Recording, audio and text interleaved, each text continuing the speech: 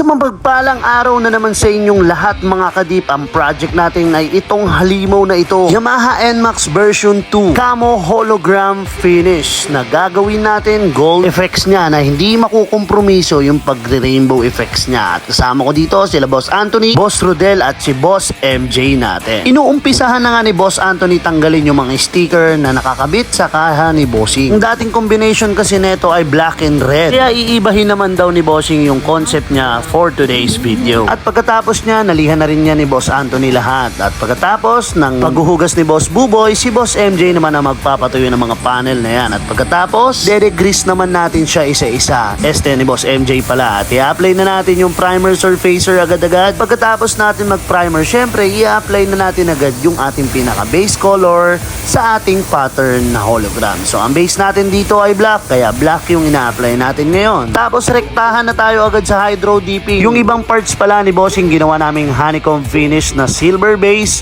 At eto siya mga kadip. Tingnan natin kung ano yung kilalabasan pag ahon. I-ahon mo na yan bro para makita na nila. At eto na nga siya mga kadip.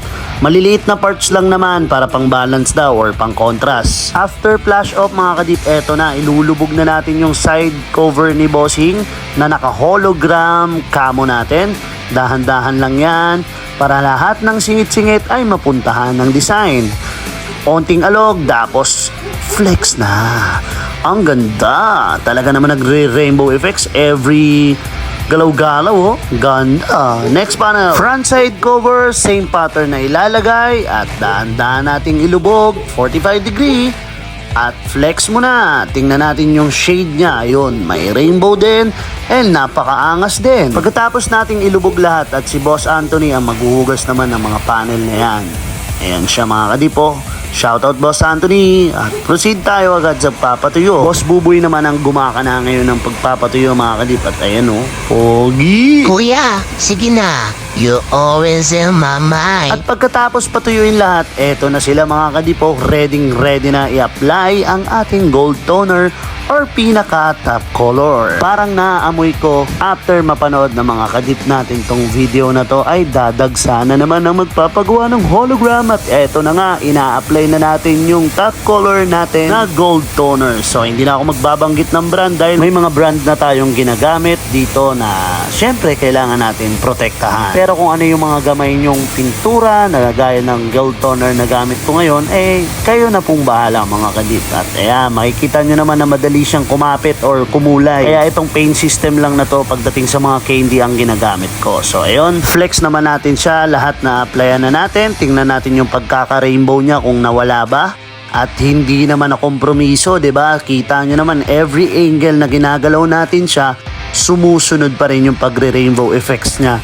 So it means lahat ng candies pwede siya. Kaya apply na natin yung ating high solid na top coat clear. So soon i-share ko sa inyo kung ano yung pinaka the best na high solid clear na ginagamit natin dito na sobrang tigas, sobrang kintab at oily looks at syempre budget friendly. At dahil tapos na tayo, i-flex na natin yung final output. Let's go!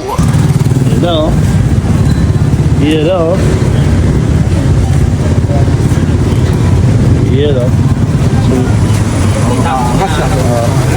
Wala pa, pag tinamaan ng araw yan, tingnan mo. Ayan na. Oh, ganda. Tama-tama yung kulay na silver niya. Oo. Ganda. Tapit mo dun sa may arawan mo. Ayan. Hindi. Angas. Dito tayo sir.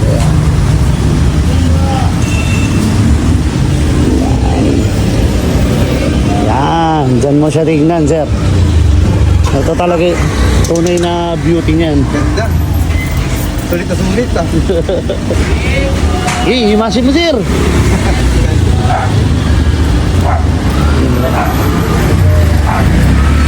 Ano?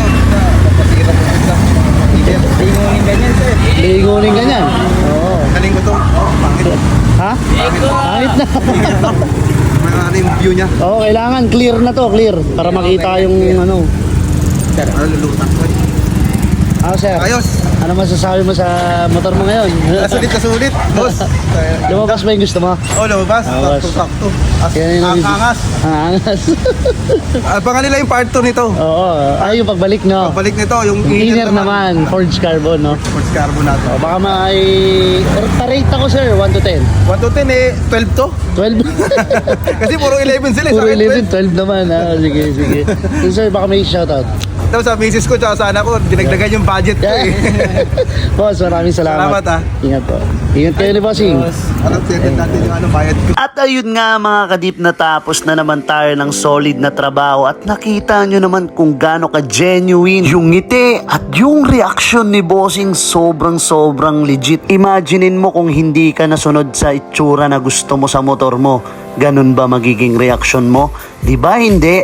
Yun yung hindi kayan gayahin or dayain ng ibang vloggers base sa totoong buhay out, base sa totoong nangyayari. Imaginein mo, nagbayad ka tapos sasabihin mo scripted, ganito gawin mo, ganito gawin mo, ganito sabihin mo.